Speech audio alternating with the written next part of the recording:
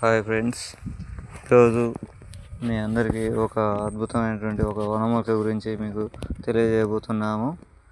అదేంటి అంటే ఇప్పుడు అది తెల్ల గల్జేరు మొక్క. చూడండి, మనం చూస్తున్నాము. ఇది తెల్ల గల్జేరు మొక్క, ఒరిజినల్ తెల్ల గల్జేరు. కొంతమందికి తెల్ల గల్జేరు అంటే 2-3 రకాలుగా చూపిస్తూ ఉంటారు, కానీ ఇది అచ్చమైన ఒరిజినల్ తెల్ల గల్జేరు. ఈ తెల్ల గల్జేరుని ఆకు నుంచి కాండంతో సహా కూడా మనము వీటిని జ్యూస్గా చేసుకొని కానీ, లేకపోతే కూర వండుకొని తిన్నా కానీ నడువుల నొప్పులు కానీ, కిడ్నీలో రాళ్ళు కరిగిపోవడం కానీ, ఇంకా అన్నిటికంటే ముఖ్యమైనది కిడ్నీలో క్రియాటిన్ యొక్క శాతాన్ని కంట్రోల్ చేయడానికి కూడా చేస్తుంది.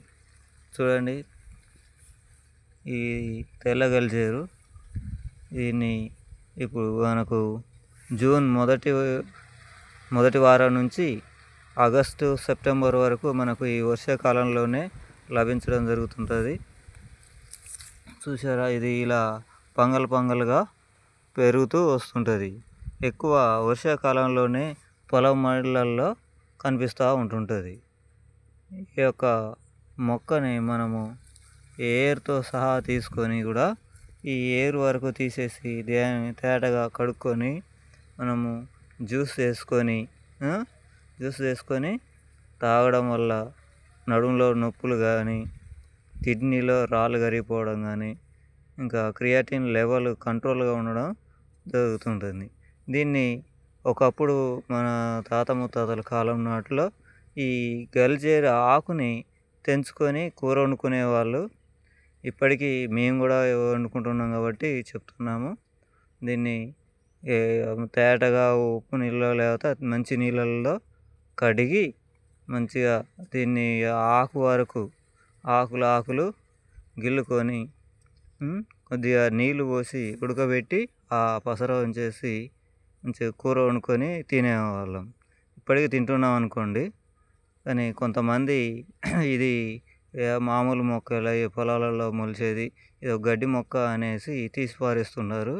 కానీ దీని యొక్క అద్భుతమైనటువంటి వనమూలికలు ఇంత ఉన్నాయంటే ఇక తెలిసిన వాళ్ళు ఎవరు కూడా ఈ మొక్కను ఎక్కడున్నా సరే ఏరి కోరి తెచ్చుకుంటుంటారు. ప్రతి వారు కూడా ఇప్పుడు నడుము నొప్పులు ఉన్న వాళ్ళు కూడా ఈ ఆకు కూర వండుకొని తినొచ్చు. జ్యూస్ చేసుకోవడమే కాకుండా చేసుకుంటే జ్యూస్ అన్న తాగండి, లేకపోతే కూరను వండుకొని తినండి.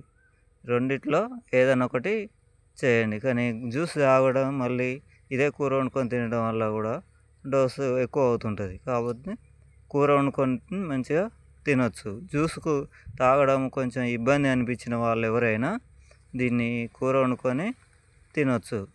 చూసారా, ఇది ఇలా పంగలుగా మొత్తం పెరుగుతూ వస్తుంటుంది. మనకు ఎక్కువ పొలం గట్లల్లోనే ఎక్కువ కనిపిస్తూ ఉంటుంటుంది. ఈ వర్షాకాలం సీజను జూన్ నుంచి మనకు ఆగస్టు సెప్టెంబర్ నెలల్లో కూడా ఇది విరివిగా మనకు దొరకడం జరుగుతుంటుంది. ఫ్రెండ్స్, మీరు కూడా ఈ యొక్క ఆకుని ఈ చెట్లు ఎక్కడ సరే ఉన్నా కానీ అస్సలే వదలొద్దు. దీన్ని కూర వండుకొనైనా తినండి.